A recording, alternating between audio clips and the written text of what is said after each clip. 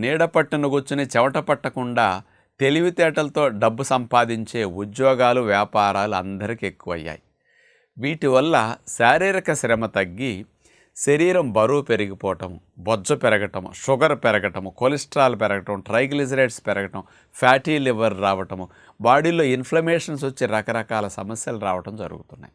మరి ఇలాంటి సమస్యలన్నీ రావటానికి మనం అన్నం ఎక్కువ తినేసేయటం. కానీ బరువు, ఈ షుగర్ ఇవన్నీ తగ్గాలంటే అన్నం మానేసేయండి అంటాం. మీలో చాలామంది పుల్కాలు, చపాతీలు, రొట్టెలు అట్లే తింటుంటారు. కానీ ఎప్పుడన్నా మీరు అలవాటైన అన్నాన్ని మానేసి ఎక్కువ రోజులు ఉండలేక బిర్యానీలు, ఫ్రైడ్ రైసులు, పలావులు ఇట్లాంటివి కనపడేస్తే గట్టిగా తినేస్తారు.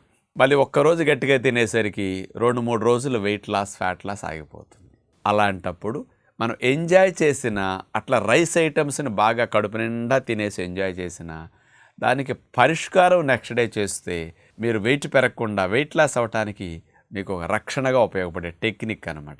ఏం చేయాలో తెలుసా? ఈరోజు గట్టిగా లంచ్లో కానీ డిన్నర్లో కానీ రైస్ ఐటమ్స్ బాగా ఎంజాయ్ చేశారు.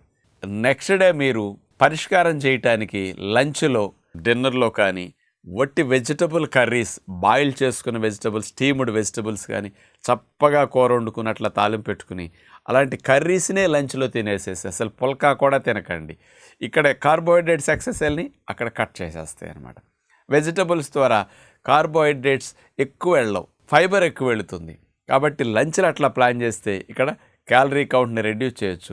ఈవినింగ్ డిన్నర్లో బాగా ఫ్రూట్స్ లాంటివి బాగా తినేసేయండి. బ్రేక్ఫాస్ట్ అస్సలు చేయకుండా ఉండండి. ఈరోజు రైస్ ఐటమ్ ఎక్కువ తిన్నామా, నెక్స్ట్ డే బ్రేక్ఫాస్ట్ స్కిప్ చేసి పాచనూరితేనే 11-12 గంటల వరకు ఉండాలి. లంచ్లోనే కర్రీస్ ఓన్లీ మాత్రం ఆకుకూరలు, వెజిటబుల్ కర్రీస్ తినాలి. డిన్నర్ ఓన్లీ ఫ్రూట్ డైట్ అయి ఉండాలి. ఇట్లా తీసుకుంటే మీరు ఇట్లా బిర్యానీ ఐటమ్స్, పలావుల ద్వారా వెళ్ళిన ఆయిల్ కానీ, సాల్ట్ కానీ, మసాలా, దానివల్ల జరిగే ఇరిటేషన్, క్యాలరీ కౌంట్ అన్నిటినీ న్యూట్రలైజ్ చేసుకోవడానికి ఇది ఒక బెస్ట్ టెక్నిక్ అన్నమాట.